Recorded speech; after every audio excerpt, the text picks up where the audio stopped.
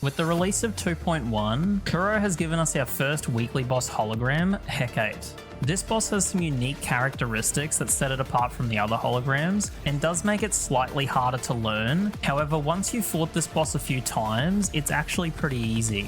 So I want to go over a kit, talk about my thoughts on the boss, some tips that might help you out if you're struggling with the fight, and finally how difficult this new hologram is compared to the others. The first part that I want to talk about is her attacks. I understand this part can be pretty boring, so I will have chapters in the video if you want to skip to the next section. This part is just meant to help people who might be struggling to learn her attacks with some visual representation for her dodge and parry timings. So let's get into her kit, starting with some general knowledge. Throughout the fight, you'll see these minions spawn. These can spawn in 3 different ways. Regular minions which will flash before attacking, spinning minions which will hit in an AoE. However, the most important variant is the parryable minions. These will spawn throughout phase 1 with a ground indicator for the direction that they're going to travel in, and they're also indicated by the fact that they're spinning vertically. When these are parried, they will reduce Hecate's vibration bar for each one parried and will reflect some damage towards her. But with that out of the way, let's get started with her moves in phase 1. The first attack she can do is lifting her knee up, surrounding herself with the sickles on her skirt, before they all stab down to the ground in a large AoE. This is followed up by 3 floating eyes, which will each shoot a laser at the player after a short duration. These lasers are actually really easy to dodge because the tracking light will flash brighter before it shoots. You can also dodge these by running horizontal to the laser's attacks, however this only works if you're far enough away. Her second attack is a parry combo where she'll jump backwards before doing 3 parryable swipe attacks, followed by a parryable kick attack launching her into the air, before slamming down to the ground doing AoE damage, which is followed by a second AoE pulse attack shortly after. If parried, the first 2 parryable attacks will not stop the combo, however if the player parries the 3rd or 4th parryable attack, this will stagger the boss, ending the combo and have her fall down to the ground for a short period of time. This is a great opportunity for some quick burst damage. Her next attack, she will do a quick slash attack before shooting out multiple spinning minions in the area towards the player, with 2 of them following up with a cross attack shortly after. This is then followed by 5 parryable minions. You can force her to do this attack if you move around to the back of Hecate after she does another attack, which can be very useful to force this combo if you want to parry the minions and immobilize her quickly. This can be repeated up to 3 times before she will need to perform a different attack. The next attack will have her gracefully move away before doing a quick slash towards the player and disappearing. This will be followed up by a small minion spawning that's preparing an attack, but just before it does, Hecate will reappear doing a slash attack that her minion will follow up, and shortly after, 3 eyes will shoot lasers at you. Another attack she can do is she will raise her hand, spawning 3 parryable minions, a normal minion, and 3 laser eyes. The parry minions will attack first, followed by the normal minion, and then the laser eyes. Her next attack, she will spin away, spawning 3 parryable minions, but just before they attack, she will throw one of her fans at you. After she throws the fan, the parryable minions will attack, and then she'll throw a second fan at you before 3 more parryable minions. This will then be followed by a parryable dash attack. The next attack is a rather long combo where she'll kick upwards and launch into the air before doing a ground stab attack. This is followed up by an upward slash where she will prepare her next attack. While she's preparing, she will do a flash where 2 spike wheels will spawn doing a cross attack towards the player, and after which she will stab down to the ground in an AoE, which is shortly followed by an AoE pulse attack. Immediately after the AoE pulse, 4 spinning minions will spawn shooting out at 45-degree angles from Hecate, before finally shooting towards the player in quick succession. These are all the attacks Hecate can perform in phase 1 if you stay within a short to medium distance. The next 2 attacks she will perform if you are about a medium distance away from the boss. She will dash to the player's location, doing an upwards kick and spawning 3 minions and 3 laser eyes. The minions will attack slightly before the lasers, and if dodged, will give enough iframes to avoid the damage from the lasers. The second medium range attack she can do is again doing an upwards kick before teleporting away and spawning 3 laser eyes. Just before the lasers shoot though, Hecate will reappear doing another upwards kick attack and spawn another 3 laser eyes. The last 2 attacks in phase 1 should only happen when you're a long distance away from the boss. She will teleport away before appearing near the player and doing an upwards kick and spawning 3 laser eyes. And the last attack that she can do is teleporting away and spawning 2 minions. After they attack, she will reappear to do the ground stomp attack, which is followed by 5 parryable minions. These are all the attacks that I've found that she can do in Phase 1, which will last until her health reaches 0. This will begin the Phase 1 to Phase 2 transition attack, during which Hecate will be off field and cannot be damaged. The transition attack will be multiple barrages of spinning minions that shoot towards the player in volleys, after which Hecate will reappear in the middle of the arena and start Phase 2. The first attack that she'll do in Phase 2 is she will freeze time, locking the player from using their attacks or switching characters. She will glide backwards before doing a flash and dashing towards the player to do a grab attack. If the grab is successful, this will trigger an ultimate move, doing a flurry of slashes before grabbing and slamming the player down to the ground, doing massive damage. If the grab is dodged or misses, she will continue on for a fair distance, typically stopping at the edge of the arena. The next attack is a parryable whip combo, where she will get some distance from the player while moving gracefully around the arena from side to side. During this combo, she will do 5 parryable ranged whip attacks that, if parried, will not stop the combo or do any damage, but will reduce her vibration bar. The final parryable whip attack will bring her back down to the ground and is shortly followed by a long-ranged attack that will hit in a cone in front of her. For her next attack, she will start to spin around, moving towards the player as she does, while shooting out spike wheels in a cone towards the player. At the end of the spin, she will do a slight pause before doing a whip slash attack in a short range in front of her. Her next attack is similar to the gap closer attacks from Phase 1, where she will do an upwards kick launching into the air before doing a stab attack towards the player. This will be followed by 2 spike wheels spinning around in circles and crossing over at the player's location. This crossover will happen 3 times before they despawn. However, something to mention here, just before the 3rd crossover, Hecate will have already recovered from the attack's animation, so be sure to keep an eye on what attack she's preparing to do next while they're trying to hit you. The next attack that she has is a sword slash, followed by 2 whip attacks in quick succession. After this, she will pause before doing an AoE cleave around her, which is followed by a second AoE pulse attack shortly after. She does have a second version of this attack, which is indicated by each of the initial 3 slash attacks having spike wheels follow up each attack. If you see this, the ending of the combo will be slightly different, spawning multiple spike wheels that spin in an AoE around her, before disappearing with the final AoE pulse attack. The next attack that she has will do a whip cleave in front of her, spawning a wave of spike wheels. Then she will do a second whip and spike wave attack, followed by a final spike wave that travels towards the player.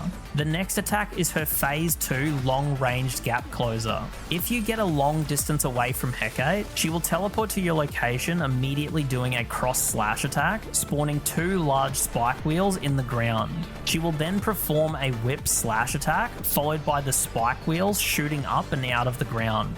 The last attack that she has is what I'll call her main ultimate, where she will teleport into the middle of the arena, pushing the player away if they're too close, and creating 2 spike walls in a cone either side of the player. Spike wheels will spawn around the arena as she flies up into the air, summoning multiple laser eye attacks. They will first do a staggered shot from the left, then again from the right, then a final multi-shot of lasers from the center, and shooting out spike wheels in a cone. After a short period of time, she will do a flash before pulling in more spike wheels in a cone and destroying the spike walls. That's all of the attacks that I was able to find in her kit. So what are my thoughts on the new hologram? Even though I quite like this fight because it's very graceful and feels a little bit more like a performance, my thoughts on the fight itself are actually pretty mixed. It's a boss that has very low health with a fair few ways to easily reduce her vibration bar to 0, making the fight pretty quick for a team to burst down. However, when fighting the boss with certain characters, especially when solo, it becomes very apparent that you're at a massive disadvantage whenever she does certain things during the fight.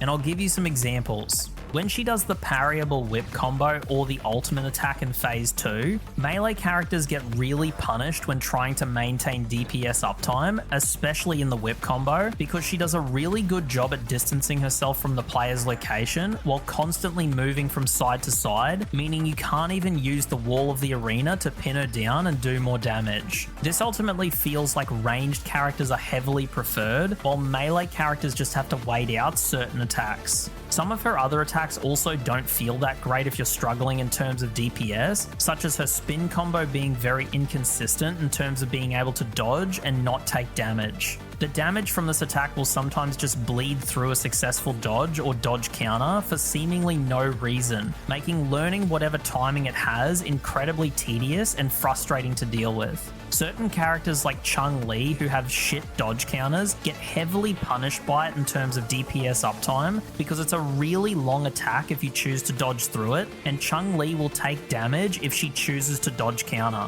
The laser attack in phase 1 can forget to spawn the indicator, which can make learning this fight frustrating if you haven't gotten used to the timing or the attack pattern. The grab ultimate is just a massive waste of time, taking roughly 5 seconds to do basically nothing before you can re-engage. Her main ultimate is also a massive waste of time for melee characters unless you get outside the walled off area. This is possible to do, and for some characters it is actually pretty easy to do as well. The parry timing for the phase 2 whip combo feels unique to this boss, as the attack will hit you immediately as the two circles meet instead of slightly after it, making it an attack that you won't just know how to parry based on previous experience and requires you to learn the timing for it specifically. The parryable attack animations in phase 1 can actually miss your character, making them harder to confidently parry, while the attack itself actually has a rather large cleave, making it possible for the animation to miss the player, which will make the player's parry attempt miss, but the attack itself will still hit you. Those are the bulk of the issues that I've encountered with this fight, which are frustrating to deal with, but they're not so bad to make the fight feel like bullshit or unfair. However, if you're someone who's struggling with the fight, I do have some tips I hope can help you out. Using characters with good parry capabilities such as Chun-Li, Zhang Liao, or even Spectro Rover will make learning her unique timing a hell of a lot easier to deal with.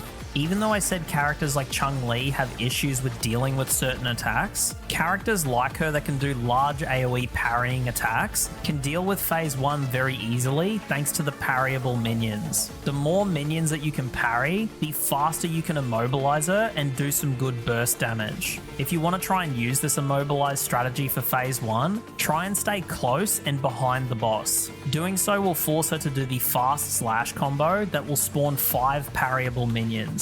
And if you can parry all 5 with a character like Chun-Li, this will massively reduce her vibration bar, making it very easy to immobilize her with the addition of some intro skills and some burst damage. The phase 1 to phase 2 transition attack can be a lot harder to dodge reliably the closer you are to the center of the arena. However, you do want to try and stay close to the center, as that's where Hecate will spawn after the attack, so I found a happy medium for reliably dodging, good vision of the incoming attacks, and being able to re-engage when she spawns is to try and stick in between these two rings in the arena. When trying to parry the phase 2 whip combo, don't watch for the parry circle, watch the whip and her movements instead. Her body language alone will give off some hints for when an attack is incoming, and you'll find more success with parrying if you actually try to ignore the circles instead of watching for them, as the timing is a lot different than almost every other parryable attack in the game. This is actually a small gripe that I have with the fight, as it punishes having learnt parrying techniques that the game has already established with other bosses. If this was the way that Kuro intended it, it should have been more like Morning Aches' grab attacks, where the normal parry indicator isn't present, as to not confuse the player and better highlight the correct timing. If you aren't that confident with parrying attacks, especially in phase 2, you might find a lot of success with characters like Chisha, Carlotta, or even Phoebe, as these characters can continue to maintain DPS uptime while the boss tries to maintain her distance. When comparing team strategies for phase 1 and phase 2, running a team that's both good at massive team damage from rotating ultimates stance, and also burst damage from quick swapping will help you deal with both phases very reliably. Because Hecate is easy to immobilize in phase 1, large amounts of team damage is heavily favored, and during phase 2, fast burst damage will be much better at making use of the smaller damage windows between her different attack combos. Because of this, I found personally that Carlotta, Chun-Li, and Shorekeeper was a great team to deal with both phases, but if you don't have these characters, Chisha, Shang Liao, Yang Yang, Spectro Rover, and really any healer will likely perform worse than this team, but it can basically fulfill the same role. When you're trying to dodge the spin attack in phase 2, the very beginning of the attack seems to be the worst in terms of damage bleeding through your iframes. However, I started to find somewhat reliable success with staying a medium distance away at the beginning of the attack and dodging away to get outside the spin radius without countering, and then I would dodge into the attack and start the dodge counter repeat combo. Damage would still get through sometimes, but it was typically really good at avoiding the damage bleeding through. These are some of the more reliable tips that I've personally found fighting the boss, but if you've found any that I didn't mention, feel free to leave them down in the comments.